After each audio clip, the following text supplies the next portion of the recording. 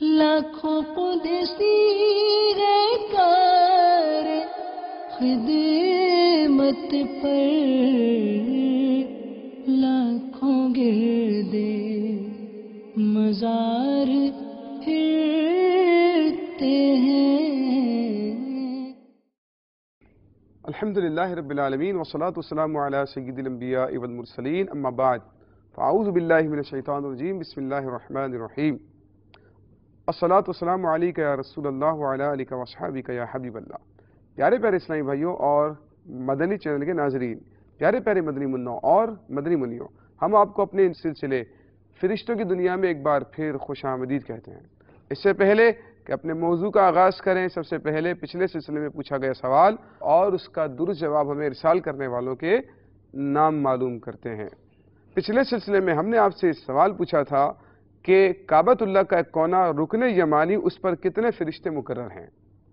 इसका दुरुस्त जवाब है कि रुकन यमानी पर 70,000 फरिश्ते हैं जो कि वहाँ से गुजरने वालों की दुआओं पर आमीन कहते हैं। आइए ये दुरुस्त जवाब हमें इरसाल करने वाले खुश नसीब मदनी चैनल के नाज़रीन के नाम मुलाजा करते हैं। लाखों कुदसी कार खिदमत पर लाखों गिरदे मजार फिरते हैं। लाखों कुदसी कार खिदमत पर लाखों गिरदे मजार फिरते हैं। सल्लु अलल हबीब सल्लल्लाहु तआला अला मुहम्मद सल्लल्लाहु अलैहि वसल्लम। प्यारे प्यारे इस्लामी भाइयों और मदनी चैनल के नाज़रीन, अल्लाह ताला इन इस्लामी भाइयों और इस्लामी बहनों को जिन्होंने ये जवाब हमें इरसाल किया, इनके ज़ोक़े इल्म में मज़ीद बरकतें अता फरमाए और उन्हें दोनों जहानों की खूब खूब खुशियाँ अता फरमाए। प्यारे प्यारे इस्लामी भाइयों और मदनी चैनल के नाज़रीन, आज हम आपके सामने एक इंतहाई खूबसूरत और दिलचस्प और मालूमाती मौजू बयान करने के लिए जा रहे हैं। अव्वल तो आखिर सिलसिले में शरीक रहने की नीयत से बड़ी तवज्जो के साथ हमारा सिलसिला अच्छी अच्छी नीयतों के साथ मुलाजा फरमाइए। इंशाअल्लाह आपकी मालूमात में होगा बहुत इजाफा। जी हाँ, आज का जो हमारा मौजू है वो है जन्नत पर मुकर्रर फरिश्ते। जन्नत पर मुकर्रर फरिश्ते कौन कौन से हैं, दारोगा जन्नत का नाम क्या है, और जन्नत में जन्नतियों को जो नेमतें दी जाएंगी फरिश्तों के जरिए से, अल्लाह रब्बुल इज़्ज़त जो इनाम इकराम फरमाएगा जन्नतियों पर, आज के सिलसिले में इंशाअल्लाह हम इन बातों को समाअत करेंगे। पिछले सिलसिले में हमने आपके सामने जहन्नम के फरिश्तों से मुतालिक बयान किया था और आज जन्नत से मुतालिक फरिश्तों का बयान हम सुनने के लिए जा रहे हैं। चुनाचे नबी करीम सल्लल्लाहु ताला अलैहि वसल्लम की बारगाह में एक बार हज़रत जिब्रील अलैहिस्सलाम हाजिर हुए और नबी करीम सल्लल्लाहु ताला अलैहि वसल्लम से महवे गुफ्तगू थे कि इतनी देर में जन्नत से एक फरिश्ता हाजिर हुआ। हज़रत जिब्रील अमीन ने अर्ज़ की, ए मोहम्मद सल्लल्लाहु ताला अलैहि वसल्लम, आप खुश हो जाइए, ये जन्नत के दारोगा हज़रत रिज़वान अलैहिस्सलाम हैं। फिर हज़रत रिज़वान अलैहिस्सलाम आका अलैहिस्सलाम की तरफ मुतवज्जे हुए और सलाम कहा और अर्ज़ की, ए मोहम्मद सल्लल्लाहु अलैहि वसल्लम, रब्बुल इज़्ज़त आपको सलाम कहता है।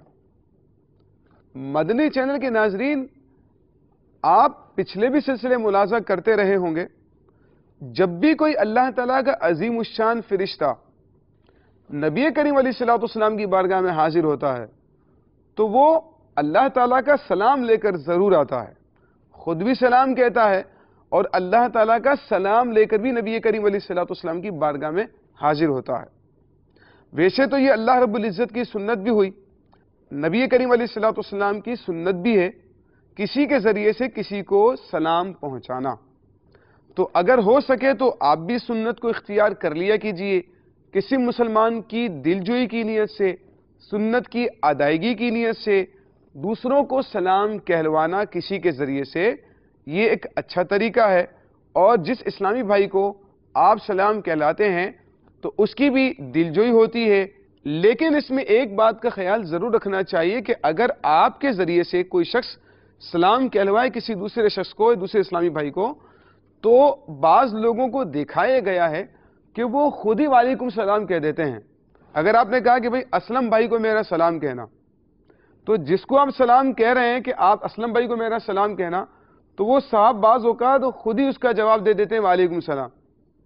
تو بھئی آپ کو سلام تھوڑی کیا جا رہا ہے، بلکہ اسلم بھائی کو سلام بھیجا جا رہا ہے۔ تو آپ کو چاہیے کہ جا کر آپ اسلم بھائی کو کہیں کہ فلاں اسلامی بھائی آپ کو سلام کہہ رہے تھے، اور اسلم بھائی کو یہ چاہیے کہ وہ علیکہ و علیہ السلام کہیں۔ اگر وہ بھیجنے والا مذکر ہے، یعنی کہ آدمی ہے، مرد ہے، تو علیکہ و علیہ السلام کہے۔ اس میں بھی بعض اوقات یا تو اسلامی بھائی جواب ہی نہیں دیتے یا وعلیکم السلام کہہ دیتے ہیں۔ اس کا درست جواب یہ ہے کہ علیکہ و علیہ السلام کہا جائے۔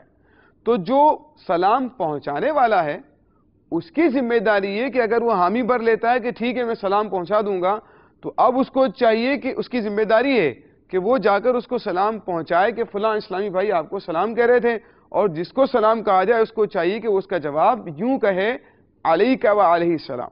اللہ رب العزت نے حضرت رضوان علیہ السلام کے ذریعے سے نبی کریم علیہ السلام کو سلام کہلوایا۔ حضرت رضوان علیہ السلام کے ساتھ نور کی ایک ٹوکری تھی جو جگمگ جگمگ کر رہی تھی۔ انہوں نے آپ علیہ السلام سے عرض کی کہ آپ کا رب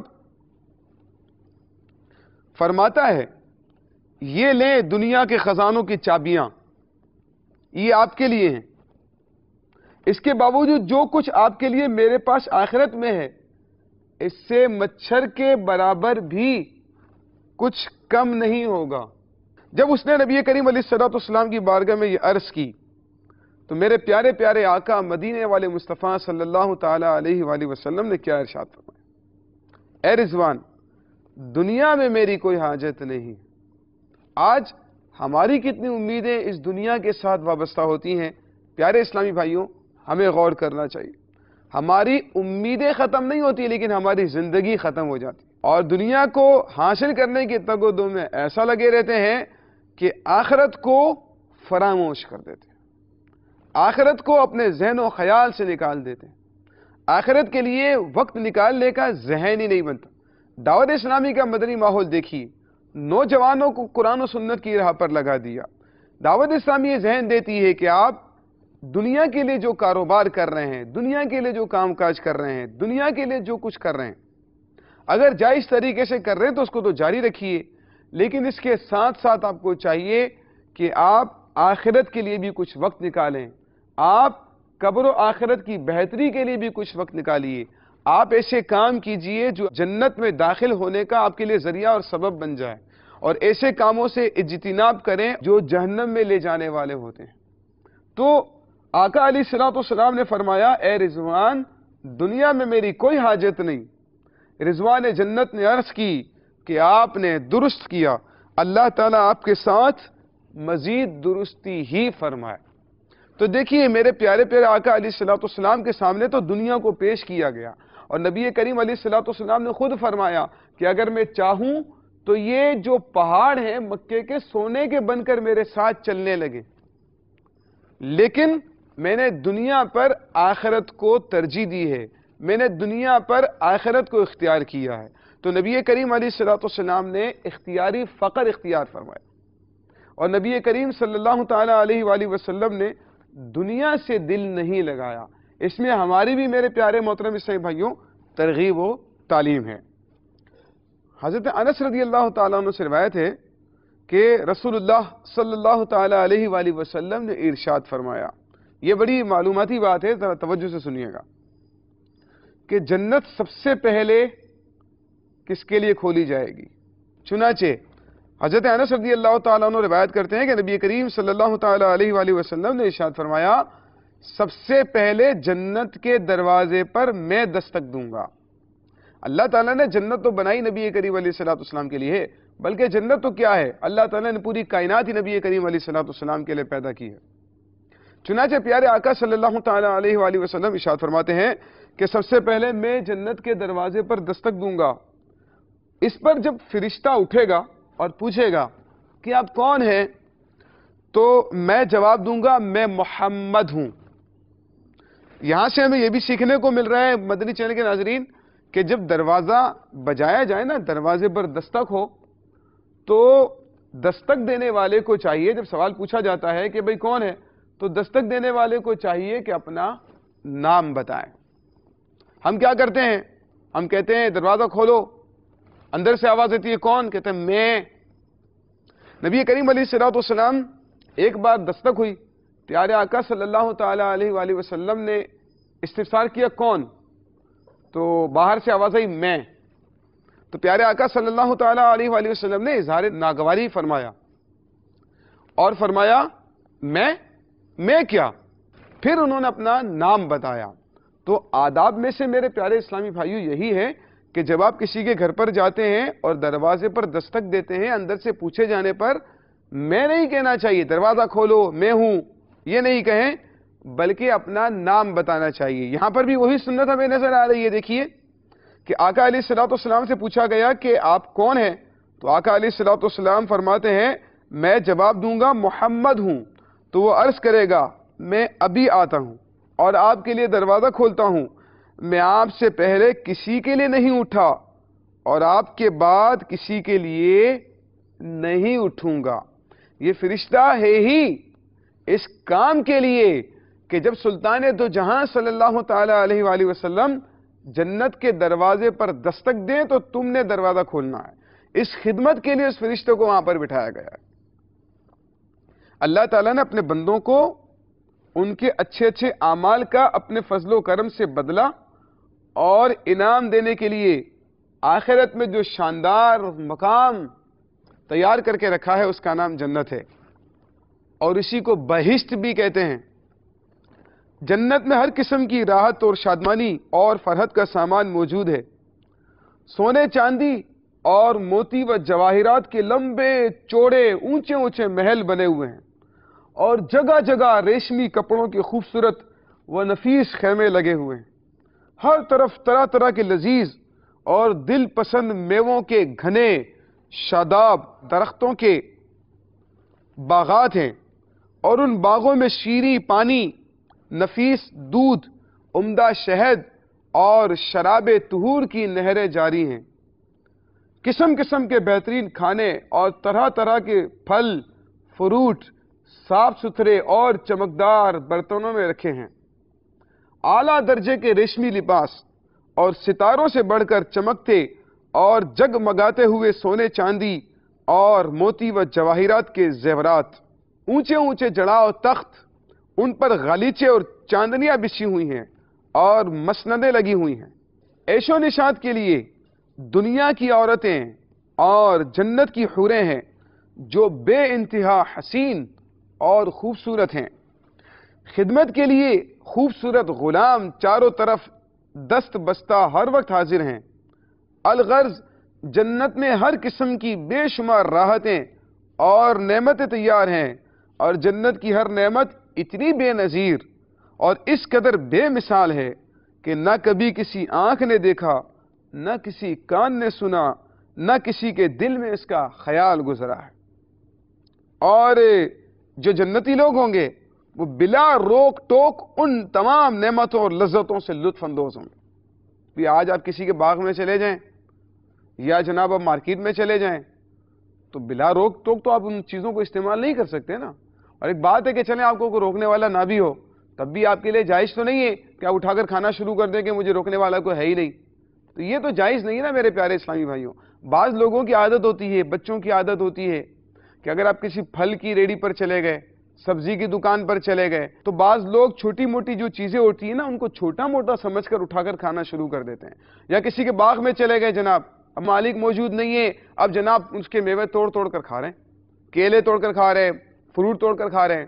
تو اگرچہ یہاں پر آپ کو کوئی روکنے والا نہیں ہے، لیکن میرے پیارے محترم اسلامی بھائیوں یقیناً اس کا کوئی مالک بھی ہے جو اس پر قطعاً راضی نہیں ہوگا کہ آپ بغیر اس کی اجازت کے اس طریقے سے اس کی ملکیت میں تصرف کریں، تو یاد رکھیے کہ دنیا میں اگر کسی کی اس طرح کی کوئی چیز آپ نے بغیر اجازت کے استعمال کر لی، کھا پی لی، ویسے تو سوال کرنا بھی غنی کے لیے درست نہیں ہے، اور بعض لوگ تو پوچھنے کی بھی زحمت گوارا نہیں کرتے، اٹھا کر کھانا شروع کر دیتے ہیں۔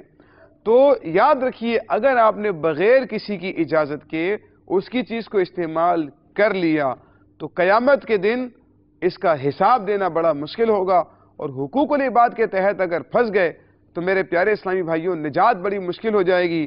اس دن ہمیں ان چیزوں کی قیمت دینی پڑے گی، اور قیمت آپ کو پتہ ہے کہ آخرت میں پیسہ اور روپیہ اور مال تو چلے گا نہیں، وہاں پر اگر کسی کا حق تلف کیا ہوگا، کسی کا حق غصب کیا ہوگا تو اس کے بدلے میں ہمیں نیکیاں دینی پڑیں گی، اور اگر نیکیاں ختم ہو گئی تو پھر اس کے گناہوں کا بوجھ آپ کے ذمہ پر لاد دیا جائے۔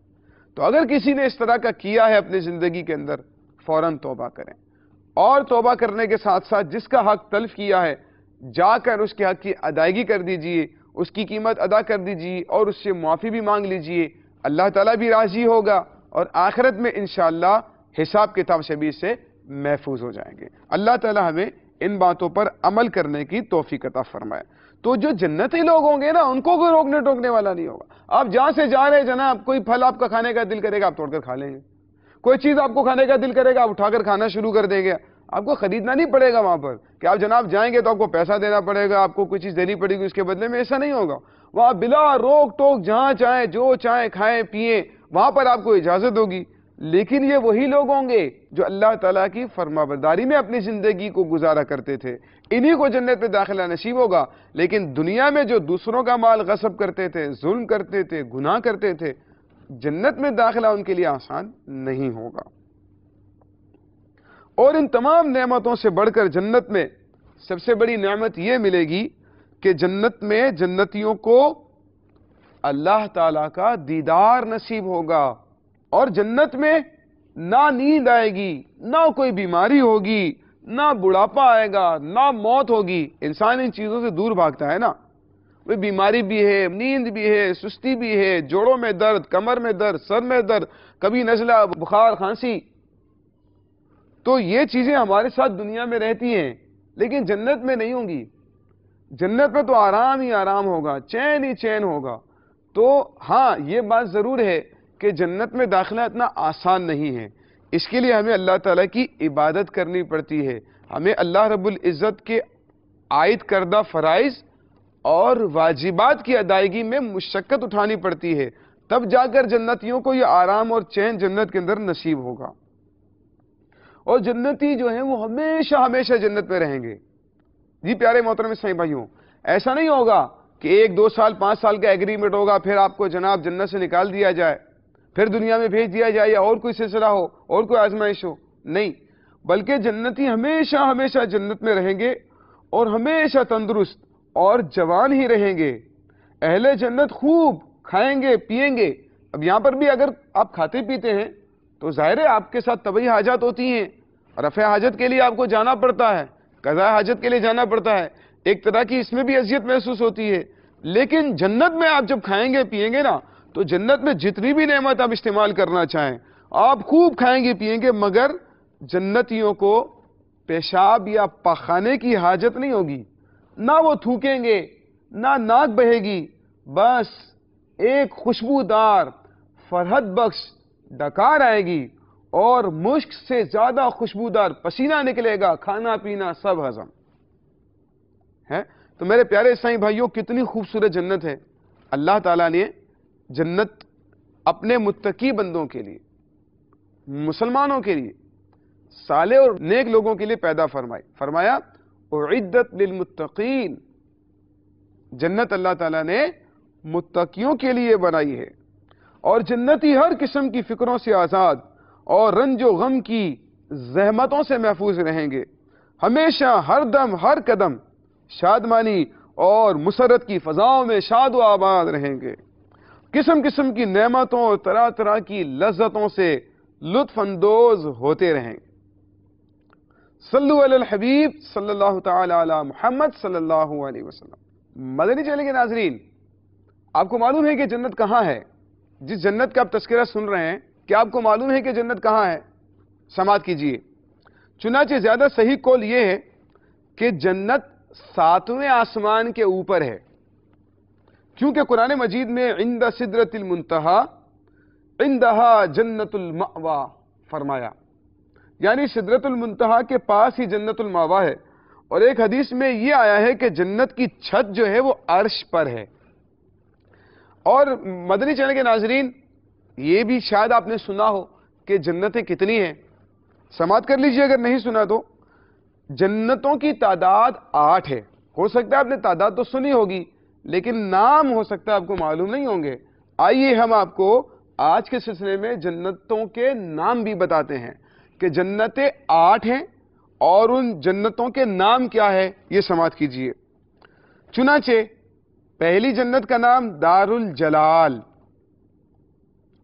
دوسری کا نام دار القرار، تیسری کا نام دار السلام، چوتھی کا نام جنت العدن، پانچویں کا نام جنت المأوی، چھٹی کا نام جنت الخلد، ساتویں کا نام جنت الفردوس، اور 8ویں جنت کا نام جنت النعیم۔ ان میں سے کئی کے نام قرآن کریم میں بھی مذکور ہوئے ہیں۔ اور جنت کی منزلیں کتنی ہیں؟ حدیث پاک میں ہے جنت کے 100 درجے ہیں، اور ہر 2 درجوں کے درمیان 100 برس کی راہ ہے۔ پیارے محترم اسلامی بھائیوں، یہ تھا ہمارا آج کا سلسلہ، جس میں ہم نے آپ کے سامنے جنت کے بارے میں اور جنت کے فرشتوں کے بارے میں کچھ تذکرہ کیا ہے۔ پیارے اسلامی بھائیوں، آپ جانتے ہیں کہ ہم اپنے سلسلے میں آپ سے اسی سلسلے میں سے ایک سوال بھی پوچھا کرتے ہیں، اور آپ ہمیں اس کا درست جواب ارسال کیا کرتے ہیں اسکرین پر موجود نمبر اور ای میل ایڈریس پر۔ تو غور سے آج کا سوال سماعت کرنا ہے، اور اس کا جواب ہاتھوں ہاتھ ہمیں اسکرین پر موجود نمبر اور ای میل ایڈریس پر ارسال کرنا ہے۔ تو آج کا سوال سماعت کیجئے۔ چنانچہ آج کا سوال یہ ہے کہ داروغہ جنت کا نام کیا ہے؟ یعنی جنت کے جو نگران فرشتے ہیں، ہم نے آپ کو شروع میں بتایا تھا کہ جنت کے جو نگران فرشتے ہیں ان کا نام آپ نے ہمیں بتانا ہے۔ تو موبائل اٹھائیے اور فوراً اسکرین پر موجود نمبر پر ہمیں یہ جواب ارسال کیجئے۔ یہ تھا ہمارا آج کا سلسلہ۔ انشاءاللہ اگلے سلسلے میں دوبارہ مزید موضوع کے ساتھ آپ کی بارگاہ میں حاضری دیں گے۔ تب تک کے لیے ہمیں اجازت دیجیے۔ السلام علیکم ورحمۃ اللہ وبرکاتہ۔ لاکھوں قدسی ہے کار خدمت پر، لاکھوں گردے مزار